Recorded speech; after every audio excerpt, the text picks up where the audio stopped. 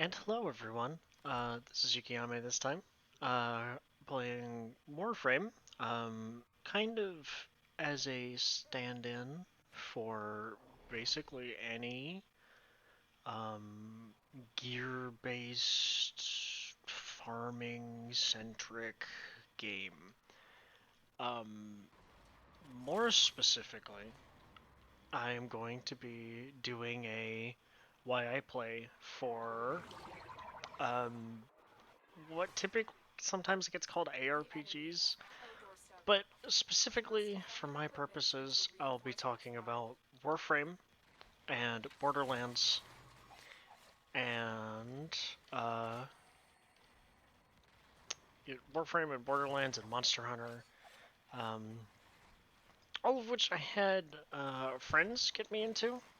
Um, like none of these were games that I was like, well, actually, I think Warframe I kind of got into on my own, but for most of these games, somebody else who I played other games with or knew otherwise said, "Hey, come play this game with me." Also, Destiny, which received its new DLC today, which I rem- then remembered that all of the things that I know and love in that game are gone.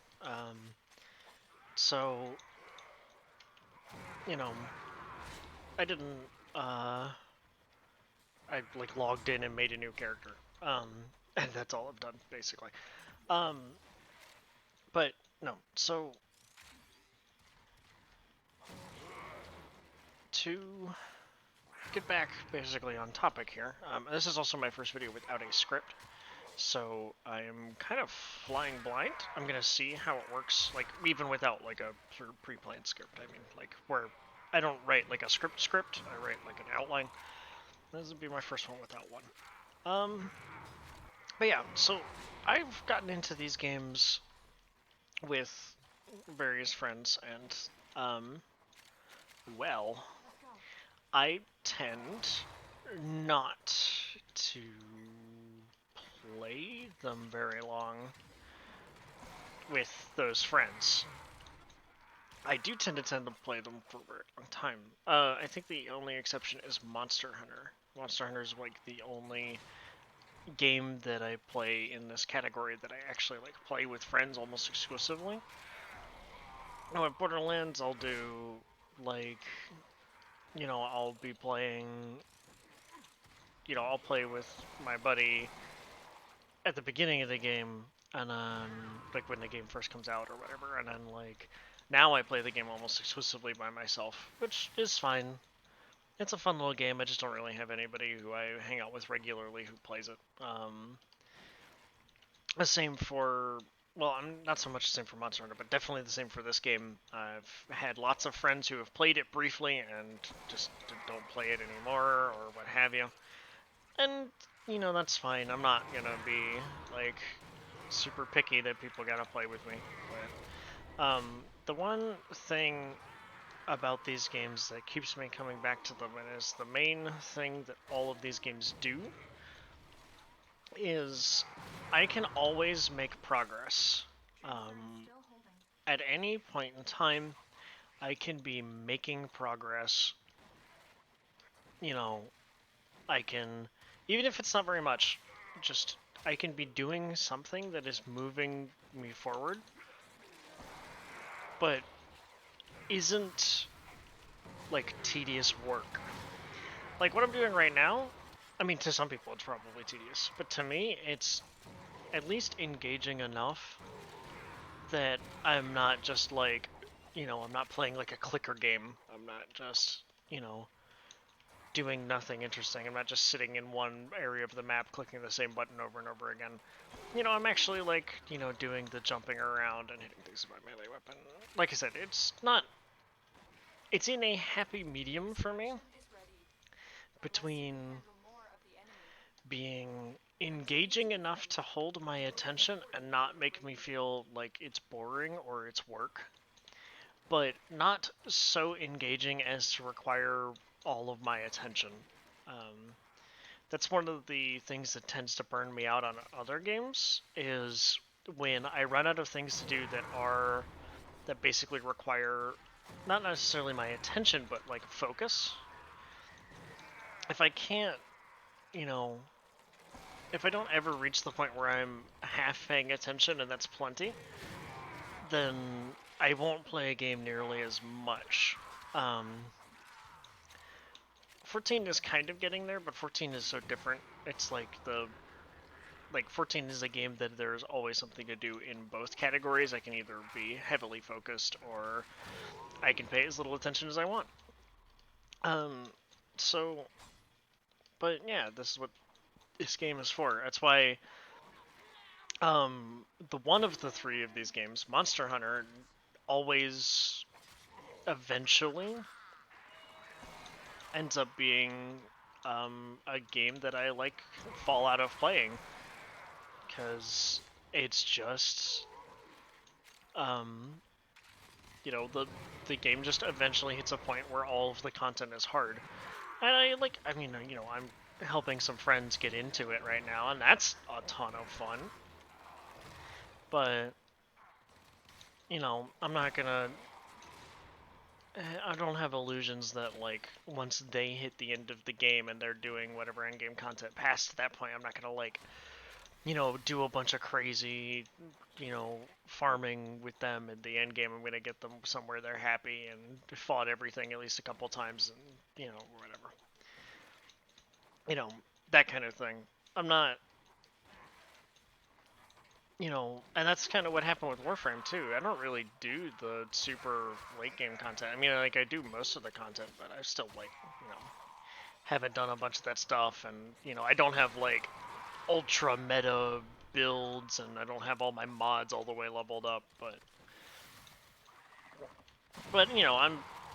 I have plenty in the mods category, and I like being able to just log on and, start cracking relics towards a frame that I don't have but I want, or, level a frame that I have recently obtained, or something of the sort, exactly what I'm doing right now, which is just, getting Zaku to level 30 for the second time, I think. I think she only needed one forma.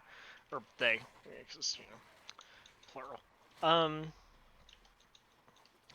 but yeah, these games appeal to my sort of like the thing that hurts me in my daily life, where if I feel like I'm not making progress, I don't, like, if I'm not doing something productive, I feel like I shouldn't be doing anything.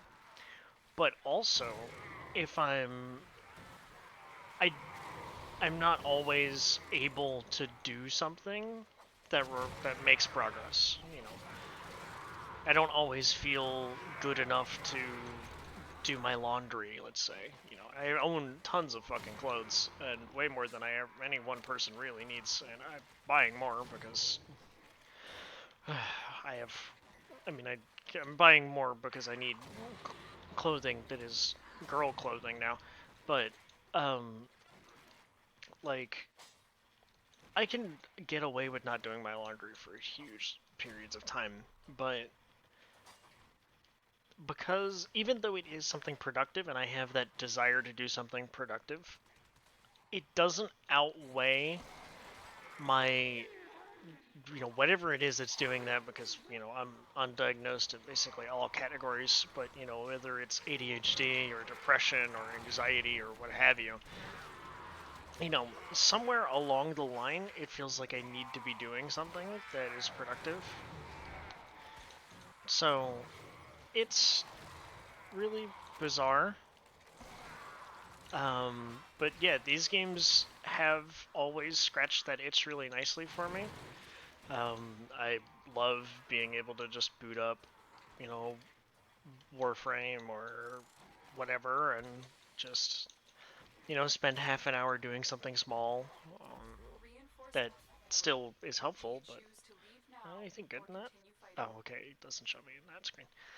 Um, but yeah, it's just the feeling of moving forward without it feeling like it needs to be an ordeal. It's not like, uh, something like, I'm trying to think of a good counter example here, and I am not finding one. Um, what's a video game where progress would take a lot of work?